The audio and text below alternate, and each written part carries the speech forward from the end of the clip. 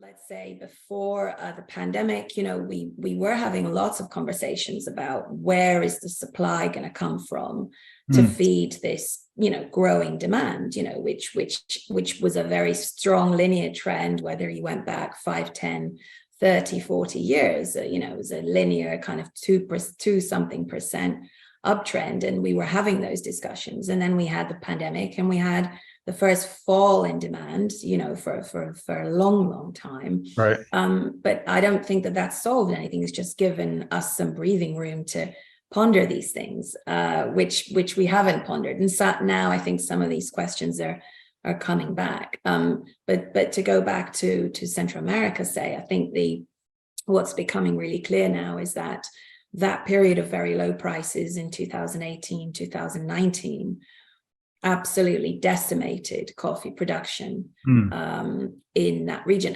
What it did is it put a complete stop to the momentum of the renovation after the Roya crisis that was in motion, and it put a huge dent in that process. And I think what we've proved over the last 18 months or so, almost 2 years, is that higher prices isn't going to bring that production back. We had some very kind of significant, almost, if you like, irreversible changes, socioeconomic kind of structural changes that mean that higher prices are not a panacea for all the ills of that low price period that we had. So I think that that's not a discussion that's coming to the fore now, because we've had because of the tight mild situation, we've had demand destruction in milds, because we've had very high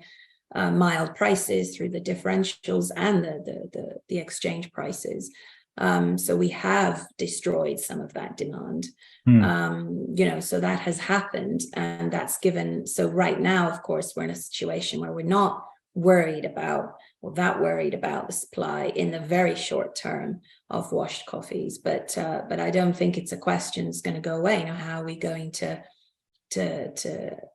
service that underlying demand, in the medium term? I think it's a concern, and it's come back.